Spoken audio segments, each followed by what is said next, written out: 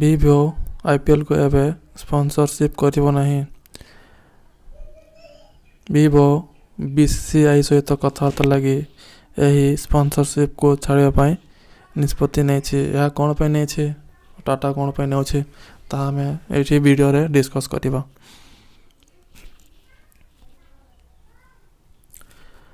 ଆମେ ପ୍ରଥମେ ଜାଣିବା କି ଭିଭୋ ଆଇପିଏଲ୍ ସୁରୁ କେବେ ହୋଇଥିଲା। ଏହା 2008ରେ ସୁରୁ ହୋଇଥିଲା, ଯାହାକୁ ପ୍ରଥମେ ସ୍ପନ୍ସର କରିଥିଲେ DLF, ତାପରେ DLF 2012 ପର୍ଯ୍ୟନ୍ତ କରିଥିଲେ, ତାପରେ ପେପ୍ସି 13ରୁ 15 ପର୍ଯ୍ୟନ୍ତ, ତାପରେ ଭିଭୋ ଆସିଥିଲା। ଏହା 2016ରୁ 2022 ପର୍ଯ୍ୟନ୍ତ ଥିଲା। ଆଉ ରାଇଟ୍ ସାଇଡ଼୍ରେ ଆପଣ ଦେଖିପାରୁଥିଲେ ପ୍ରଥମେ DLF ଦେଉଥିଲା 40 କୋଟି, ପେପ୍ସି ଦେଲା ବର୍ଷକୁ ଆପ୍ରୋକ୍ସିମେଟଲି 90 କୋଟି। ତାପରେ ଭିଭୋ ପ୍ରଥମ ବର୍ଷ ପାଇଁ 100 କୋଟି ଦେଇଥିଲା।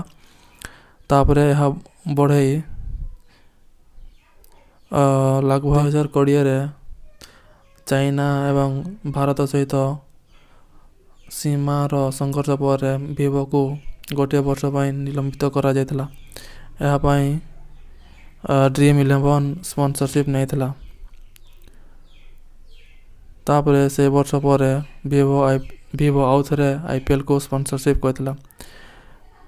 ଆପଣମାନେ ଜାଣିପାରୁଥିବେ ଯେ ଲଦାଖରେ ଗାଲୱାନ ଭ୍ୟାଲିରେ ସଂଘର୍ଷ ହେବା ପରେ ଭିଭୋକୁ ବହୁତ ପ୍ରକାରର ନକାରାତ୍ମକ ପ୍ରଚାର ପଡ଼ିଥିଲା। ସେଥିପାଇଁ ଭିଭୋ ଏହି ଆଇପିଏଲ୍କୁ ସ୍ପନ୍ସରସିପ୍ କରିବାକୁ ମନା କରୁଛି। ତାହାପରେ ବିସିସିଆଇ ଟାଟା ଗ୍ରୁପ୍ ସହିତ କଥା ଲାଗିକରି ସ୍ପନ୍ସରସିପ୍ ତାଙ୍କୁ ଦେଇଛି।